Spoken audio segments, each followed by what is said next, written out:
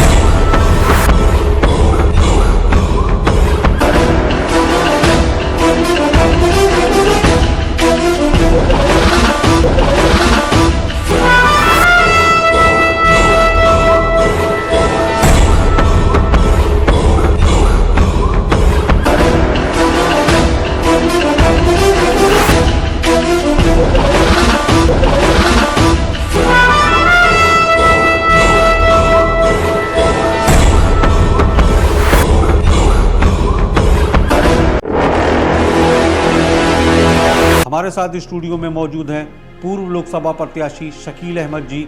शकील अहमद जी, अपना कीमती समय देने के लिए और स्टूडियो में आने के लिए बहुत बहुत शुक्रिया। बहुत बहुत शुक्रिया आपका। मेरा पहला सवाल आपसे ये है कि हमारे दर्शकों को आप अपने बचपन के बारे में कुछ कहना चाहते हैं। जैसा कि एक कहावत ये है कि हिंदुस्तान गांव में बसता है जी।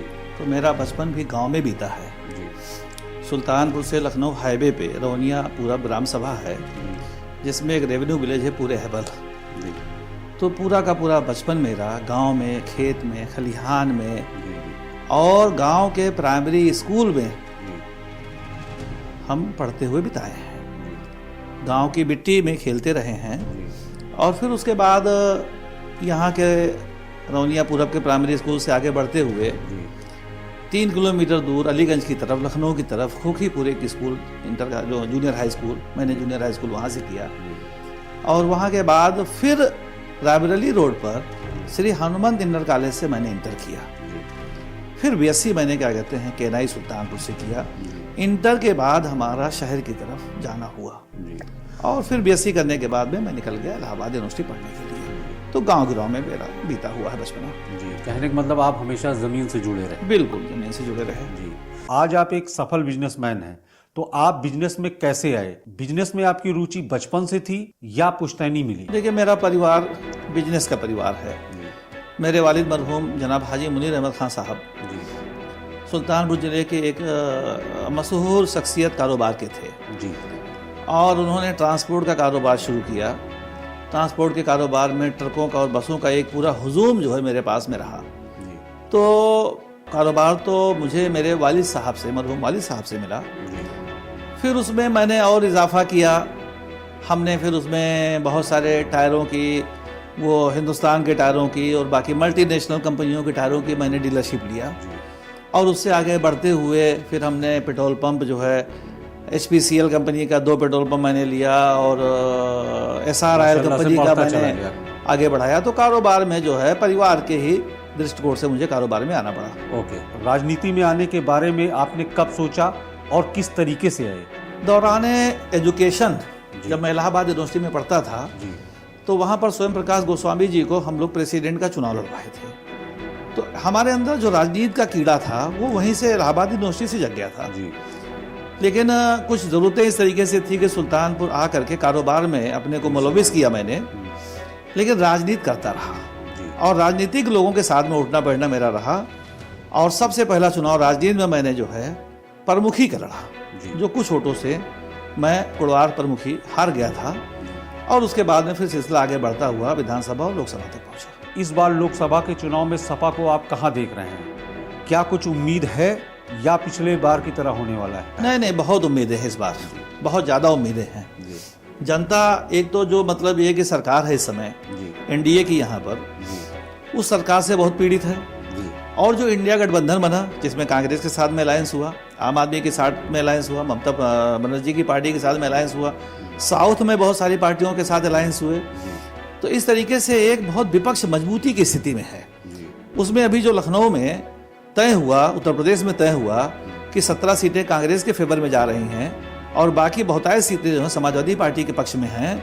तो जब हम अलायंस के साथ में चुनाव 2024 का लड़ने जा रहे हैं तो मेरा ये मानना है कि बहुत अच्छी पोजीशन में समाजवादी पार्टी उत्तर प्रदेश में रहेगी। इंडिया गठबंधन जो है हिंदुस्तान में सरकार बनाने जा रही है, मेरा विश्वास है। 2014 के हिंदुस्तान में और 2014 के बाद के हिंदुस्तान में आप क्या फर्क देखते हैं? बहुत फर्क है, बहुत फर्क है। 2014 के पहले का जो हिंदुस्तान था उसका जो बुनियाद थी वो गंगा जमनी तहजीब थी, यानी कि हिंदू और मुसलमान दोनों मिल करके आपस में भाईचारे के तरीके से हर एक कार्य को करते थे।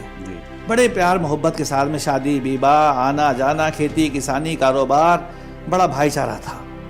वो आहिस्ते आहिस्ते 2014 के बाद में कहीं ना कहीं उसमें बड़ी खाई आ गई और उसमें एक दरार पैदा हो गई। एक तो बेसिक डिफरेंस ये है। दूसरा, अगर उसको आप आर्थिक दृष्टिकोण से देखें तो 2000 पहले के जो विकास दर थी वो विकास दर प्लस में थी। आज की तारीख में आप उठा करके देख लीजिए, रिकॉर्ड उठा के देख लीजिए, हिंदुस्तान के विकास की दर जो है वो -22 के अप्रॉक्स है इस समय, -22 के आसपास है। जो जीडीपी हमारी थी उस समय वो हम बहुत प्लस में थे। आज हम जीडीपी में इतना पीछे हो गए हैं कि जिस मुल्क की कोई हमारे मुकाबले में हैसियत नहीं थी बांग्लादेश की, वो भी आज हमसे अच्छी जीडीपी दे रहा है। बिल्कुल बेशक। इसके अलावा जो है भ्रष्टाचार यहाँ पर बढ़ गया, नौकरियां लोगों को नहीं मिल रही हैं। और आप ये समझिए कि जो रुपए की वैल्यू डॉलर के मुकाबले में मेरी अच्छी खासी हुआ करती थी 2005 में, 54 रुपए में $1 का 54 रुपए मिलता था। आज के तारीख में 80 रुपए, इतना उसकी मतलब ये कि वैल्यू गिरते गिरती गिर गई। तो हिंदुस्तान खसारे में है 2014 के बाद। और जो सबसे बेसिक चीज़ बताऊं आपको कि हिंदुस्तान की जो आज़ादी के बाद से कांग्रेस की हुकूमतों ने, दीगर बाकी जनता पार्टी की हुकूमत ने, जनता दल के हुकूमत, जो पार्टियां उस समय इक़्तिदार में आईं, जो हिंदुस्तान में उन्होंने नवरत्न कंपनियों का निर्माण किया जिसके बुनियाद पर हमारे देश की जीडीपी मजबूत रहती थी और हमारे देश के युवाओं को नौकरी मिलती थी, आज वो नवरत्न कंपनियों को आहिस्ते आहिस्ते कर करके नरेंद्र मोदी की सरकार ने बेच दिया। प्राइवेट कंपनी को बेच दिया, यहाँ तक कि एयरलाइंस बेच दिया, बीपीसीएल बेच दिया, एचपीसीएल बेच दिया, एचएएल बेच दिया, एलआईसी बेच दिया। तो ये बेसिक डिफरेंस है 2014। प्राइवेटेशन बहुत ज्यादा बढ़ रहा है, प्राइवेटाइजेशन बन रहा है, देश का नुकसान हो रहा है, अब आपसी भाईचारा खत्म हो रहा है। इस बार प्रधानमंत्री के रूप में आप किसको देख रहे हैं? देखिए, प्रधानमंत्री के रूप में मैं किसी पर्टिकुलर नेता का नाम तो नहीं ले सकता हूँ, लेकिन ये जरूर मेरे मन में इच्छा है कि ऐसा व्यक्तित्व तो इस देश का प्रधानमंत्री बने कि जो दो चीज को मजबूती से आगे बढ़ाए। एक तो गंगा जमनी तहजीब को, ये जो मेरा देश है यहाँ पर सभी जो है भाईचारा है, हिंदू मुस्लिम सिख ईसाई आपस में है भाई भाई। तो एक तो ये मतलब है कि मजबूती होनी चाहिए। और इसमें बताऊं आपको कि एक उदय प्रताप सिंह जी की कविता है कि जिसने इस बात को नहीं समझा कि ना तेरा है ना मेरा है, ये हिंदुस्तान सबका है, और ना समझी गई ये बात तो नुकसान सबका है। तो इस सोच का व्यक्तित्व जो है इस देश का प्रधानमंत्री होना चाहिए कि जो सबको साथ लेके चल सके और जो विकास के रास्ते पे हमारे देश को आगे बढ़ा सके, ताकि हमारे आने वाली नस्लों का भविष्य मजबूत हो सके। बिल्कुल। आपको क्या लगता है इस बार का चुनाव जाति और धर्म के बेस पे होगा या फिर विकास के बेस पे? होना चाहिए विकास के नाम पर जी। चुनाव तो विकास के नाम पे होना चाहिए, इसलिए कि हमको हमारे आने वाली जो पीढ़ियां हैं उसको मजबूती देनी चाहिए। लेकिन जात और धर्म भी इस समय जो है कहीं ना कहीं अपनी पैठ बना लिए है, तो इससे इग्नोर तो हम नहीं कह सकते हैं। नहीं, इस बात से मतलब ये कि ना तो मैं नहीं कह सकता हूँ कि जात और धर्म कोई माने नहीं रखता है, लेकिन अपील जरूर करूंगा हिंदुस्तान की जनता से, सभी लोगों से अपील करूंगा, जितने भी लोग हैं 100 करोड़ से ऊपर जो भी हमारे देश की आबादी है, 125 करोड़ से ऊपर है, मैं सबसे अपील करता हूँ कि इस मतलब यह है कि 2024 में जो आप वोटिंग करें वो विकास के नाम पर वोट करें। बिल्कुल। ईवीएम पे आपके क्या विचार हैं? क्योंकि बाहर के देशों में जो ऑलरेडी विकसित देश हैं वहां पर ईवीएम का यूज नहीं हो रहा है, लेकिन भारत में कई वर्षों से ईवीएम का यूज हो रहा है। तो इस पर आप क्या कहना चाहेंगे? मैं कोई टेक्निकल आदमी तो नहीं हूँ, लेकिन बहुत सारे टेक्निकल लोग आजकल ये साबित कर रहे हैं कि ईवीएम में कहीं ना कहीं जो है गड़बड़ी हो रही है। तो मेरी भी ये मांग है कि चुनाव बैलेट पेपर से होना चाहिए, ईवीएम से नहीं होना चाहिए। जब हमसे ज़्यादा जो विकसित देश हैं, विकासशील तो अपनी जगह पे हम लोग विकासशील में हैं, जो विकसित देश हैं जिन्होंने ईवीएम बनाया, जैसा कि आपने खुद ही अभी कहा, तो जब उन्होंने 3-3 दिन 4-4 दिन काउंटिंग कराते हैं और वो बैलेट पेपर से चुनाव कराते हैं, तो मेरी मांग है कि अगर निष्पक्ष चुनाव हिंदुस्तान में होना है तो बैलेट पेपर से चुनाव कराना चाहिए और ईवीएम को किनारे कर देना चाहिए। ईवीएम पर सवाल खड़ा होता है। जी, सवाल खड़ा होता है, बिल्कुल सवाल खड़ा होता है। जनता को आप अपने माध्यम से क्या संदेश देना चाहते हैं? मैं जनता से ये अपील करना चाहूँगा कि ये जो हमारा हिंदुस्तान है, जब हिंदुस्तान आज़ाद हुआ था, इसको आज़ाद कराने में गांधी जी ने, चंद्रशेखर आज़ाद ने, सुभाष चंद्र बोस ने, वीर अब्दुल हमीद ने, अशफाक उल्लाह खां ने, राम प्रसाद बिस्मिल ने जो हमें हिंदुस्तान आज़ादी के बाद दिया, जिसमें हम सब लोग मिल करके आपस में भाईचारे के तरीके से रहते थे, तो मैं सबसे अपील करूंगा कि ये बेसिक चीज़ है कि यहाँ पर सर्वधर्म समभाव की बात होती है, यहाँ पर सबके विकास की बात होनी चाहिए। तो सबको भाईचारे के तरीके से रहना चाहिए। अपने आने वाले बच्चों को, नस्लों को तालीम देना चाहिए, एजुकेशन देना चाहिए। और बाकी मैं लोगों से अपील करूंगा कि इस देश को आगे बढ़ाने के लिए एक दूसरे की इज्जत करनी चाहिए, एक दूसरे को मतलब ये कि क्वालिटी के हिसाब से उनको आगे बढ़ने का मौका देना चाहिए। सबको आगे बढ़ने का मौका मिलेगा, क्वालिटी को आगे बढ़ने का मौका मिलेगा, तो निश्चित तौर से देश हमारा जो है बाकी दुनिया के मुकाबले में मजबूत होगा। और जो रिजर्वेशन है, रिजर्वेशन जो है वो अच्छी बात है कि कुछ पसमानदा, कुछ दबे कुचले लोगों को रिजर्वेशन मिलना चाहिए, लेकिन यह है कि जो इंटेलेक्चुअल लोग हैं, जो बच्चे अच्छे पढ़ने में होते हैं, उनको भी मौका मिलना चाहिए आगे बढ़ने के लिए। हिंदुस्तान में कुछ चीज़ें जो हैं, मैं ख़ास तौर से अपने कौम के लोगों से भी अपील करना चाहूँगा कि जो शादी विवाह में फिजूल खर्ची करते हैं, उस फिजूल खर्ची को बंद करके अपने बच्चों के ऊपर उस पैसे को तालीम में लगावें, एजुकेशन में लगावें, ताकि उनके बच्चों का भविष्य भी सुधर सके।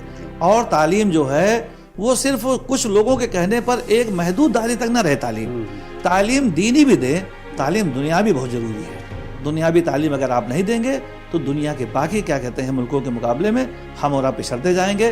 तो हम सभी लोगों से अपील करते हैं हिंदुस्तान के कि आप अपने बच्चों को तालीम दीजिए। और गंगा जमुनी तहजीब पर ओबीसी से भी मैं अपील करता हूँ, एससी से भी मैं अपील करता हूँ, और बाकी लोगों से भी अपील करता हूँ कि वो एक मतलब ये है कि वक्त का खाना कम खाएं, थोड़ा खाएं, लेकिन बच्चों को एजुकेशन हर हाल में दें। इस देश को आगे ले चलने के लिए जब तक सभी लोग मिल करके क्या कहते हैं इस देश को आगे नहीं बढ़ाएंगे, पढ़ लिख करके सबको मौका नहीं दिया जाएगा, तब तक इसका चौमुखी विकास नहीं हो पाएगा। शकील अहमद जी, टुडे नेशन के स्टूडियो में आने के लिए और बहुमूल्य समय निकालने के लिए बहुत बहुत शुक्रिया। बहुत बहुत शुक्रिया आपका।